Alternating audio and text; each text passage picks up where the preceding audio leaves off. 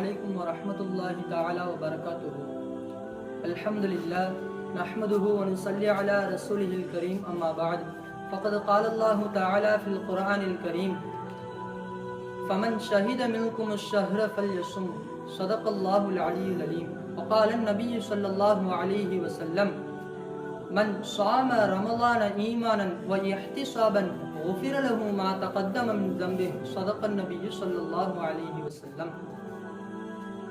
இந்த புனிதமான ரமலானுடைய நோன்பு இந்த இஸ்லாமிய சமுதாயத்திற்கு எப்பொழுது கடமையாக்கப்பட்டது என்றால் கிபி 624 அதாவது ஹிஜ்ரி 2ஆம் ஆண்டுதான் அல்லாஹ்வால் கடமையாக்கப்பட்டது. அல்ஹம்துலில்லாஹ்.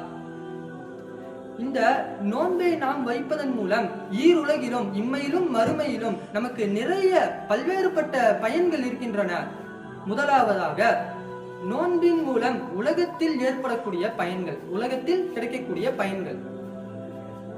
நோன்பு நோற்பதன் மூலம் நம்முடைய உள்ளத்தில் அல்லாஹ்வுடைய பயம், தக்வா ஏற்படுகிறது. அந்த தக்வா ஏற்படுவதற்கான காரணம் இந்த நோன்பு தான். மேலும் நோன்பின் மூலம் உடல் ஆரோக்கியமும் உடல் வலிமையும் கிடைக்கிறது. குறிப்பாக இந்த நோன்பு என்பது நமக்கு சிறந்த மருத்துவமாகவும் இருக்கிறது. இதை பற்றி பல்வேறு மருத்துவ நிபுணர்கள் கூறுகிறார்கள். Fasting is a best medicine என்பதாக சொல்வார்கள். அதாவது இந்த நோன்பு என்பது சிறந்த மருத்துவமாகும் என்பதாக கூறுகிறார்கள். அமெரிக்காவில் உள்ள டாக்டர் ஹாஸ் என்பவர் கூறுகிறார், நோன்பு என்பது மிகச்சிறந்த இயற்கை மருத்துவமாகவும் மற்றும் உடலுக்கு நோய் நிவாரணியாகவும் இருக்கிறது என்பதாக கூறுகிறார்கள். ஆகவே இந்த நோன்பு என்பது நம்முடைய உள்ளத்திற்கும் உள்ளம் ரீதியாகவும் உடல் ரீதியாகவும் நிறைய பயன்களை தருகின்றன. இரண்டாவதாக நோன்பு வைப்பதன் மூலம் மறுமையில் கிடைக்கக்கூடிய பயன்கள். நபி ஸல்லல்லாஹு அலைஹி வஸல்லம் அவர்கள் கூறினார்கள், நாளை மறுமையில் இந்த நோன்பும் குர்ஆனும் நமக்காக பரிந்துரை செய்யும். அல்லாஹ்விடத்தில் நோன்பு சொல்லும், யா அல்லாஹ், நான் இந்த மனிதரை சாப்பிடுவதை விட்டும் குடிப்பதை விட்டும் வீணான செயல்களை செய்வதை விட்டும் நான் தடுத்துக் கொண்டேன். ஆகவே இவர் சொர்க்கம் செல்வதற்கு என்னுடைய பரிந்துரையை ஏற்றுக்கொள்வாயாக என்பதாக நோன்பு கூறும். எனவே இந்த நோன்பு என்பது ஈருலகிற்கும் பயன் தரக்கூடியவையாக இருக்கிறது. ஆகவே நாம் இந்த நோன்பை இந்த மாதத்தில் கண்டிப்பாக வைக்க வேண்டும். இதை பற்றி அல்லாஹ் தஆலா கூறுகிறான், ஃபமன் ஷஹித மின்கும் அஷ்-ஷஹ்ர ஃபல்யஸும். உங்களில் ஒருவர் ரமலானை அடைந்தால் அவர் நோன்பு வைக்க வேண்டும் என்பதாக அல்லாஹ் தஆலா குர்ஆனிலே கூறுகிறான். நபி ஸல்லல்லாஹு அலைஹி வஸல்லம் அவர்கள் கூறுகிறார்கள், மன் ஸாம ரமலான ஈமானன் வ இஹ்திஸாபன் குஃபிர லஹு மா தகத்தம மின் ஸம்பி. உங்களில் யார்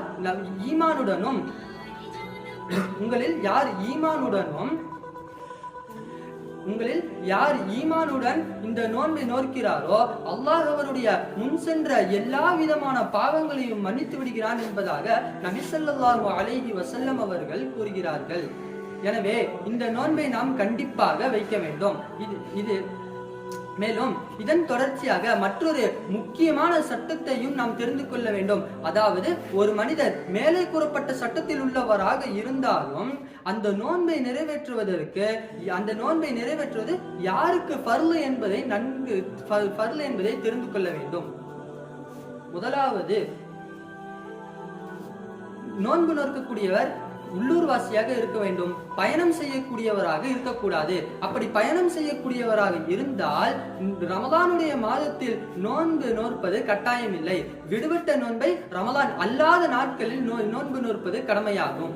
இரண்டாவது, அவர் நோயாளியாக இருக்கக்கூடாது. அப்படி அவர் நோயாளியாக இருந்தால் ரமலானுடைய மாதத்தில் நோன்பு நோற்பது என்பது கட்டாயம் இல்லை. விடுபட்ட நோன்பை ரமலான் அல்லாத மாதத்தில் நோன்பு நோக்க வேண்டும்.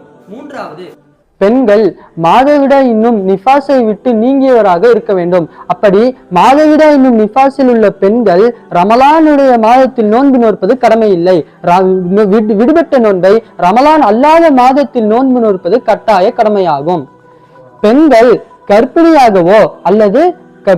கர்ப்பிணியாகவோ அல்லது தன்னுடைய குழந்தைக்கு பாலூட்ட கூடியவராக இருந்து அப்போது நோன்பு நோற்றால் தனக்கும் அல்லது தன்னுடைய குழந்தைக்கும் ஏதாவது துன்பம் ஏற்படும் என்றால் ரமலானுடைய மாதத்தில் நோன்பு நோற்பது கட்டாயம் அல்ல.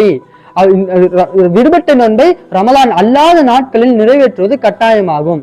ஆகவே நாம் எல்லாம் எதையெல்லாம் கேட்டோமோ அதன்படி அப்படியே அமல் செய்வதற்கு அல்லாஹ் ஜல்ல ஷானஹு தஆலா உங்களுக்கும் எனக்கும் தௌஃபீக் செய்வானாக என்று கூறி எனது உரைக்கு திரையிடுகிறேன். அஸ்ஸலாமு அலைக்கும் வரஹ்மத்துல்லாஹி வபரகாத்துஹு.